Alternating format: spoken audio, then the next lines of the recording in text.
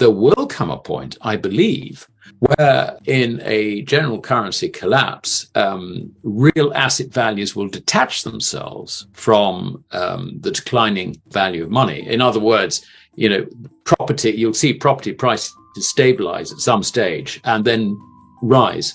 They will fall very heavily in gold terms because under those circumstances, real money will be only available at huge premiums because there's not a lot of it compared with all the currency that is being destroyed. So I think, Daryl, the answer to your question is yes, I do see further substantial falls in stock markets because not only are we not done with the rise in government bond yields around the world, but they are going to rise considerably further, and that's going to create even more difficulties for governments whose budget deficits are going to increase very substantially as a result of the contraction of bank credit, which I think we've discussed before. Bank credit is what all GDP transactions are settled in. Therefore, when you see changes in GDP, it's not necessarily reflecting, improvements in the economy or recession, deterioration in the economic outlook, whatever it might be. No, what it's actually reflecting is the amount of credit deployed in the economy. And if the banks contract the amount of bank credit, bingo, you find GDP collapses. And this is what we now face because, as we've said many times before, the commercial banks are very highly leveraged. They now see the economic outlook as deteriorating quite rapidly. They cannot afford not to really rein in their loans to the private sector. And this is particularly small and medium-sized businesses who find that liquidity just completely dries up. So what happens then is you find that businesses start going bust en masse. And it's not necessarily the big businesses who can rely on government contracts or whatever.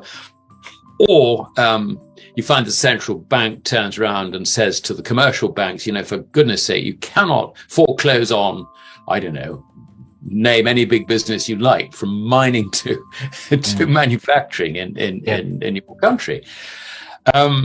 They will be lent on to keep the big businesses going. Okay, so if that's the case, I've got to close down everybody else because I'm over leveraged. My balance sheet, I've got to look after my shareholders. To hell with the regulator, I've got to look after my shareholders. And that's the position that bankers are rapidly getting themselves into. So we can see that with credit withdrawn from the economy, this is commercial bank credit being withdrawn from the economy, we face not only sharply rising prices as a result of the falling purchasing power of our currencies, but a falling GDP as well. Now, this is a lethal combination as far as the authorities are concerned, because this is reflected in rapidly increasing budget deficits, which have to be financed. Oh, but we've got a problem, Houston, because it's all very well saying that, we're going to need to borrow another $1 trillion or $2 trillion or $3 trillion or $4 trillion, whatever the figure is. But this is on rising bond yields. The market is not going to let us have this, to finance this at the levels to which we have become accustomed. So this is a situation which could begin to very rapidly deteriorate. And under those circumstances, I would not hold any equities, nor would I hold any fixed interest bonds. There is only one thing to do, and that is to try and get as much as you can out of the fiat currency paradigm and hold real money, which is metallic gold and silver.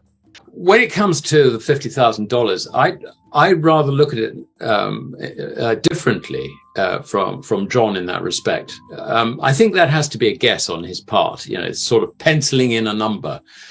But we know that the Americans are anti-gold and pro-dollar, and good reasons why they should be, because they've promoted it to be the world's reserve currency. Everything is traded in dollars. But the reason they will have to the towel on is really very, very simple. With the dollar collapsing under what is sort of commonly termed hyperinflation, but I think a better description is just complete loss of credibility and purchasing power. Under those circumstances, the only way they can stabilize it would be to go back to accept that really is gold, and they need to anchor the dollar to gold. Mm-hmm. I think it's quite possible that you might see the dollar go down to the point where they're considerably more than 50,000 to an ounce of gold. I really don't know.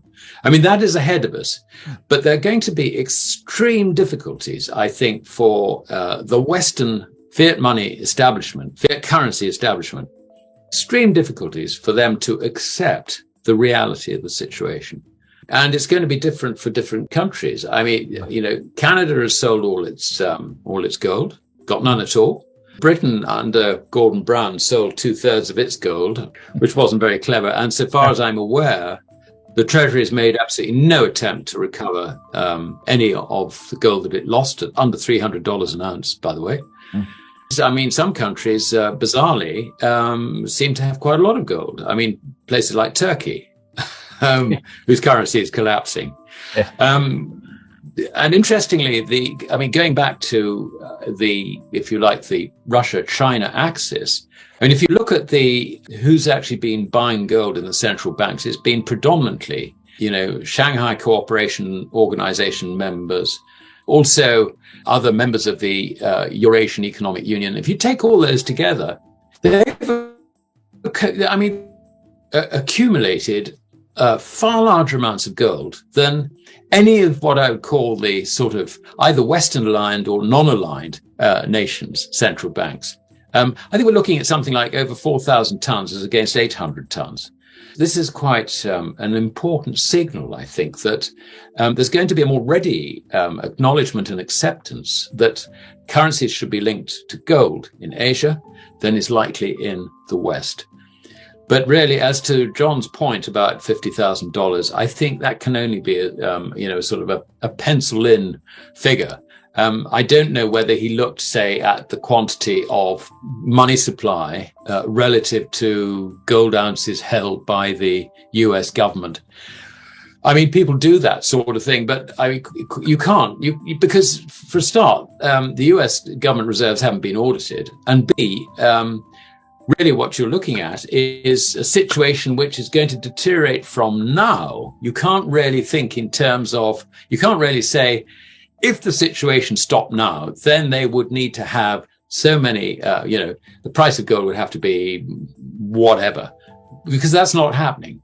This is, we're getting a rapidly deteriorating and accelerating deteriorating condition for fiat currencies. So we cannot guess what the outcome will be in that sense. But what I can tell you is that they will have to go back to accepting that gold is money and all the rest is credit.